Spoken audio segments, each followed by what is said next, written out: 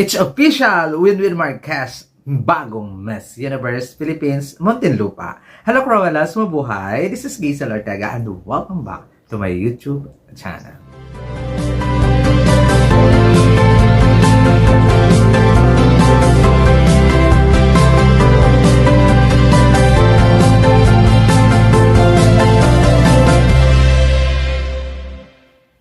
Hello! Kamusta po kayong lahat? Good morning, good afternoon, good evening. Ano mga oras kayo nanonood sa akin ngayon, maraming pong salamat. Sa mga bago kong subscriber, returning viewers, thanks so much sa support. Sa mga hindi pa po dyan nakasubscribe, please subscribe my YouTube channel, Giselle Ortega, Cruella in Pageantry, and click the notification below para updated kayo when it comes na maglabas ako ng aking mga video. O siya, ang ating topic for today's video ay Win-Win Marquez or Teresita Sen Marquez. Official. It's official. Miss Universe Philippines Muntinlupa 2025. Siya na nga ang mag-represent ng Muntinlupa sa Miss Universe Philippines stage at try niyang makuha ang kauna-unahang mother na makakuha ng Miss Universe Philippines crown. So, kaka-announce nga lang na si Winwin ay magjo-join, di ba? At kung sabi niya, hindi naman sa ano ba tawag doon? Ang kanyang sinabi kanina, kalimutan ko.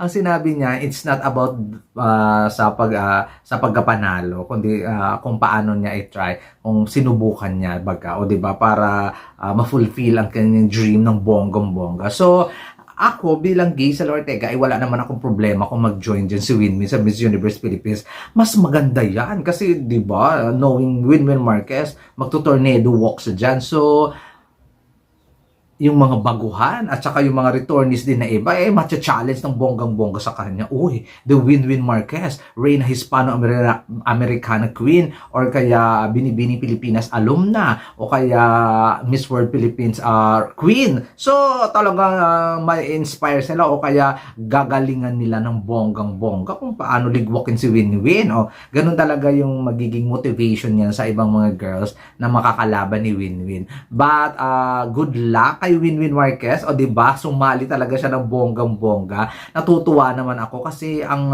fresh niya doon sa kanyang video, ang fresh doon niya sa kanyang sasing ceremony, at nakita ko yung kanyang ang cute-cute na anak, nakakaloka, ang bongga. At syempre nandoon sa sasing ceremony, ang the only Miss Universe Philippines 2023, Michelle D. At saka nagbigay ng komento nga dito si Michelle D. Tinanong nga itong si Winwin kung sino yung Miss Universe Philippines favorite niya at saka yung Miss Universe. Wala siyang ibang binanggit kundi si Miss Pia Wurtzbach. Di syempre, alam mo naman natin, napakabait na babae ito si Pia at hindi nagbabago kahit lumipas man ang panahon. Hindi kagaya ng iba dyan. Charot lang!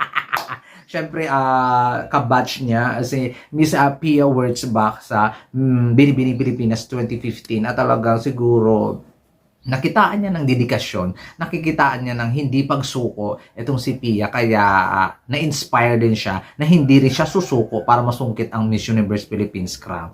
Di ba? Nakakaloka. Ano ang inyong masasabi na nandito na si Winwin sa competition at official na nga, confirm, walang duda, walang bahid, hindi na natin pag-uusapan ng bonggang-bongga. Anong mga masasabi nyo na sasali na si Winwin? Siya kaya ang kauna-unahang nanay na mananalo sa Miss Universe Philippines? Siya kaya ang kauna-unahang ano ba tawag dito?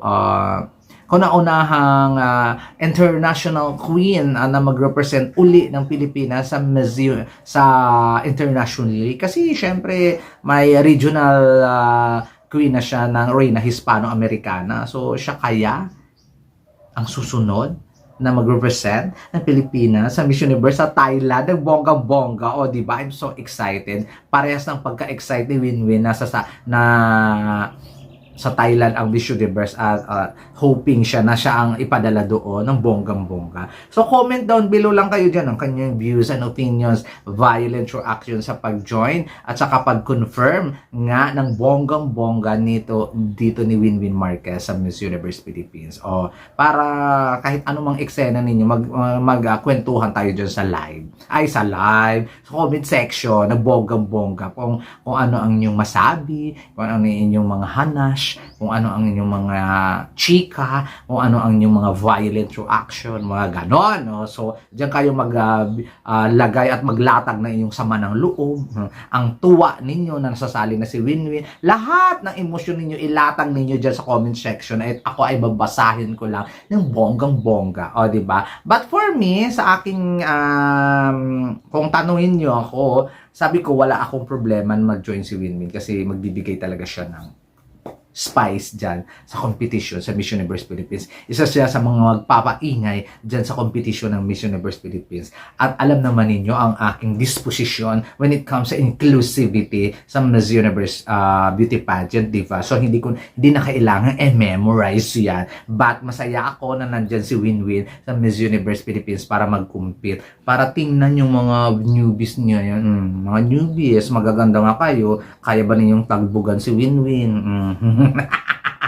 O mga returnees, o matatangkad kayo, kaya ba ninyong talbugin si Winwin? Yun yung tanong. At sana, di ba?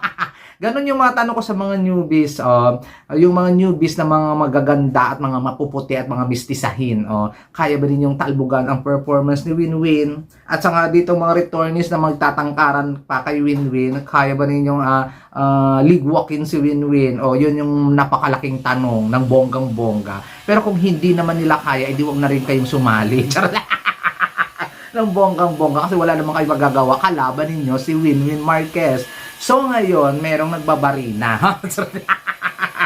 Ng bonggang-bongga. Ayaw din paawat. Gusto rin yung mag-join sa pag-confirm ni Winwin Marquez dito sa Miss Universe Philippines ng bonggang-bongga.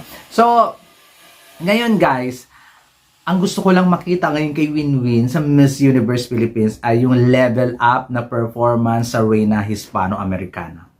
Kasi when it comes sa kudaan, nakita naman ninyo ang kanyang sashing ceremony, nakakaloka, magaling talaga siya magsalita. At nakakaloka, iba yung the way na magsalita siya. O diba, nakaka-inspire. So, gusto ko lang makita dito kay Winwin yung kanyang the best and full potential na malagpasan niya ang performance niya sa Reina Hispano-Americana. Kasi nakita natin siya doon na kumabog talaga siya ng bonggang-bongga. Nakita natin siya doon na talagang lavan at naiuwi niya ang corona. So sana this time sa Miss Universe Philippines, mas more pa ang ipapakita niya.